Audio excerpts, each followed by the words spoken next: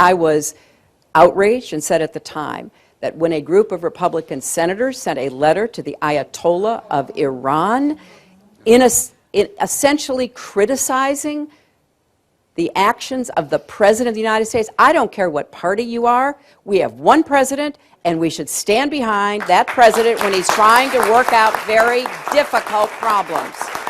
All right, now I got to tell you, when push comes to shove, the Republicans need to have that soundbite, study it, and in a debate, if it's not raised, they have to raise it when they get a free question and say, yeah, did you talk to Ted Kennedy about going behind Reagan's back? Did you talk to, because it's been done, as we've documented here, by Democrat after Democrat after Democrat trying to go around Nancy Pelosi when she went to Syria. Did she scold Nancy Pelosi? Let's hope they do that. Joining us on the Malzberg panel, Jessica Tarlov is here, Democratic political consultant and political strategist at Douglas, Schoen, LLC, and Ford O'Connell, Republican strategist, political analyst, and author of Hail Mary, the 10-Step Playbook for Republican Recovery. And Jessica, it was a big day today. Hillary spoke. Yay! She spoke. Yes, indeed. Your girl spoke. And I think she took 7 questions or whatever. You could see she was outraged at that. She wants those emails released as soon as possible, the 55,000 pages she handed over to the State Department. She just reeks of insincerity with every word that comes out of her mouth.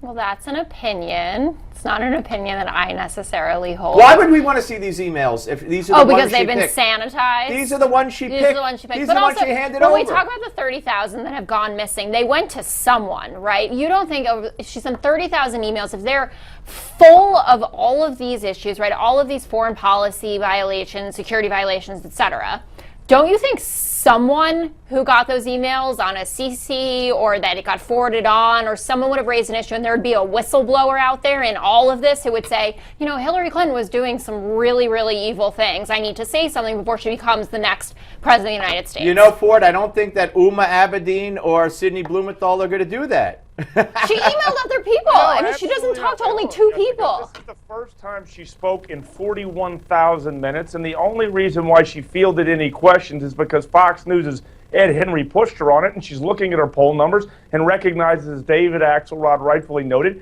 she's dropped 11% with independents. She's got an 82% favorability with Democrats. She can walk on water and do no wrong. The only problem is she's going to need some independents to win the general election in 2016. So that's why she's talking. She's talking out of necessity, and she's still choreographing every single answer.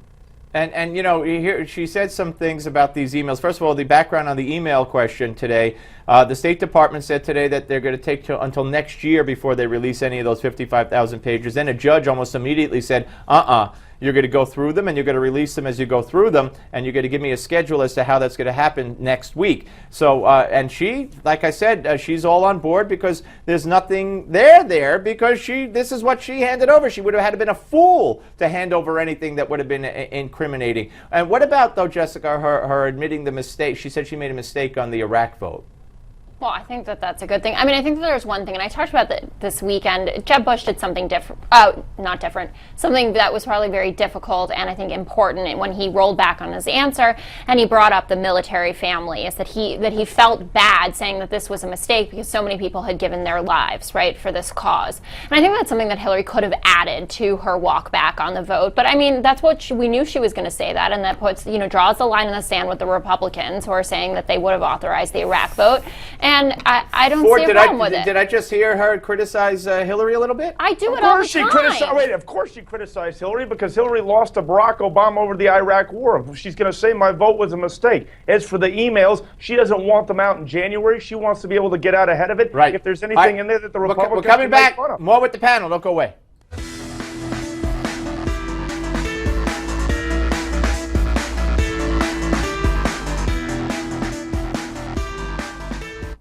All right, folks, we're back with the Malzberg panel. Jessica Tarlov is here and Ford O'Connell is here.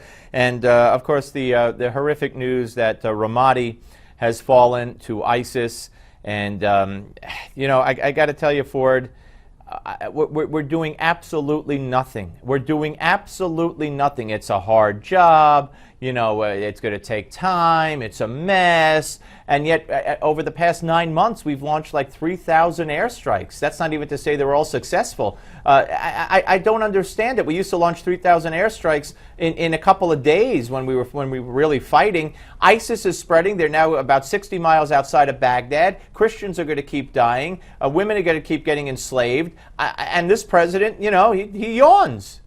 ISIS is getting stronger. It's also in 12 countries in the Middle East and North Africa. And basically, Ramadi's 60 miles from Baghdad. And President Obama has been significantly sugarcoating the U.S. military successes against ISIS. And the bottom line is, he doesn't want to put forth the means and the strategy it's going to take to blunt them in Iraq, let alone the fact he doesn't want to go to Syria and root them out of their terrorist stronghold. And the Washington Post, which is no friend of conservatives or Republicans, has basically said as much on Monday afternoon in their editorial, in one of the most damning, sharply criticized editorials I've ever seen on the Obama foreign policy. Jessica, I mean, why does he not feel it? Why does he not want to stop this horrific? This is the worst group we've seen in decades. Oh, I wouldn't say that he doesn't want to stop it, but I think when you look at like it was this morning or yes, it was this morning that Bob Gates was on Morning Joe talking about where he said we have absolutely no strategy there, and then contrast it with Josh Earnest talking about our successes and our strategy. It's not a particularly persuasive argument. I think that it is time for a reboot of the strategy and also a re-articulation to the American people and to the world of what our strategy is. But it's not just a strategy, Jessica. Even with the airstrikes, he doesn't want to put special operators on the ground. He doesn't want folks training people off of military bases. Yes, he's hesitant to put boots on the ground in the Middle East again. I mean, Obama, and we need the Iraqis. Wait, one at a time. Even with his limited resources and limited strategy, he doesn't even want to put that on the ground. And God forbid you suggest anything else. He goes, you're going to put us in a prolonged ground war. The bottom line is this president doesn't want to stop ISIS. We at least hope he'd blunt them in Iraq and leave Syria for the next president. I'm going to throw it to Jessica on this. Hillary addressed this and said it's up to the Iraqis. It's up to the Iraqis, and we know they cannot do the job. So if she were to become president, ISIS will grow and grow and grow, and nobody's going to stop them, not from our country. Jessica? Well, that's exactly right. Let Jessica go. I think that what Hillary was saying was that the Iraqis need to be able to rely on themselves a little bit more than they have been, but I don't think Hillary would. They can't fight. They won't I don't fight. think that Hillary would leave them completely stranded. She has Really? shown more of a propensity towards muscular militarism than President Obama has. And Ford, going back to what you were saying, I believe, unless I heard you wrong, but I don't think so, my hearing's really good, that you said that the president doesn't care if ISIS advances. I don't or believe what he they're cares either. I think that is such a crazy thing to say. It's so destructive. Look, he has a limited strategy, okay, fine. He doesn't want to put boots on the ground. He has a limited strategy with airstrikes, and he won't even allow the airstrikes to be successful. At some point, you just got to be honest with yourself. They want this to become a new territory of Iran. Jessica, we see the convoys of them marching and celebrating their victory. We saw the flags of ISIS flying over the government buildings in Iraq, in Ramadi, before they took the whole place. Why didn't we bomb the hell out of it?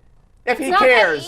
To drop bombs? If you care, you have to drop a bomb. Is that actually like the thesis it's better than doing nothing. I wouldn't think that the president would argue, or that I would argue, and I can speak better for myself than for President Obama, that he is doing nothing. I'm not saying he doesn't have to do better, but you guys sound like warmongers. Warmongers? Yeah, warmongers. Tell it to the guy who said ISIS is a threat to the United States and a threat to the Middle East, and basically he's just throwing feathers at him. And you know why the Iraqis run? Because they've seen the commercials. They know if they get captured, they're going to have their heads chopped off, and nobody's going to do anything about it. So they figure better run to live, not even fight another day, than to have my head chopped off. And that's what's going to happen, and they're going to keep advancing. And maybe, God forbid, when they directly strike here, and not just through the internet influence as we saw in Texas, maybe then whoever's in the White House, if it's a Democrat, will say, oh, maybe we should do something. I don't know, Ford.